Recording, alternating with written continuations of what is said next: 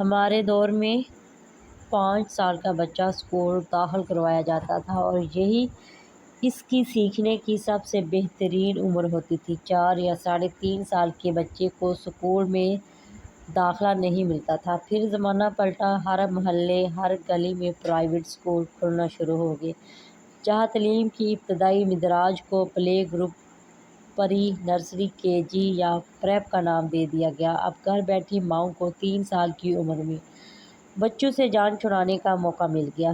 جیسے ہی بچہ بولنا شروع کرتا، ان کو لگتا اسکول داخل کرانے کا وقت شروع ہو چکا ہے۔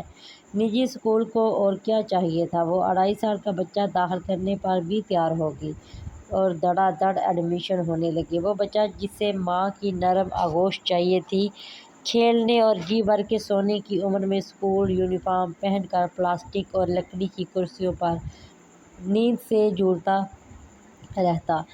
جس بچے نے ابھی پیشاب پر کنٹرول نہیں سیکھا، وہ صبح 7 سے 2 بجے تک ایک ایسی بھیڑ میں بھیج دیا گیا جہاں آنے کا مقصد اسے خود نہیں معلوم تھا۔ گیٹ پر چیختے چلاتے اور بلکتے بچے گارڈ کے حوالے کر کے ماں فخر سے گھر کو چل دیتے۔ پچھلے 5 سال کے سروے کے مطابق نجی اسکولوں میں 2.25 لاکھ ایسے بچے داخل ہوئے جن کی عمریں بمشکل 3 برس ہیں، جو رکشوں، ویگنوں، موٹر سائیکلوں پر دھکے کھاتے اسکول پہنچتے ہیں اور سارا دن روتے دھوتے اور اونگتے گھر واپس چلے جاتے ہیں۔ 2015 میں ایک معروف ادارے میں مجھے پری جونیئر سیکشن کا ہیڈ بنایا گیا۔ جو بچے دوسرے اسکول سے پلے گروپ اور نرسری پاس کرکے آتے، وہ ہنوز صفر تھے۔ 2 سال خوار ہونے کے باوجود نصف بچوں کو الفاظ کی شناخت یا حروف کو جوڑنا نہیں آتا تھا۔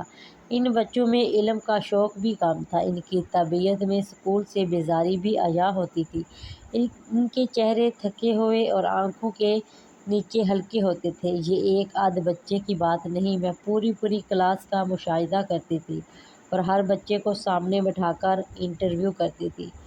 اس کے برعکس، ہر وہ بچہ جو 5 سال کی عمر میں اسکول داخل ہوا تھا، اس کے اندر اسکول سے واضح محبت، سیکھنے کے عمل میں تیزی اور صحت زیادہ بہتر تھی۔ اس قد کاٹھ اور اعتماد ان بچوں سے بہتر تھا جو 3 سال کی عمر میں پی ایچ ڈی کرنے پہنچے تھے۔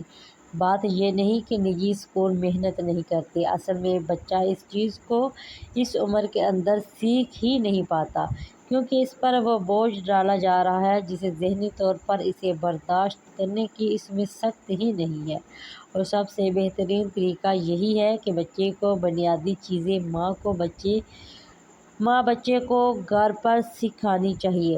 جو بچہ خوشی کے ساتھ سیکھے گا بھی اور اس پر کوئی منفی اثر بھی نہیں پڑے گا، جو وہ اسکول کے اس ماحول کے اندر نہیں کر سکے گا۔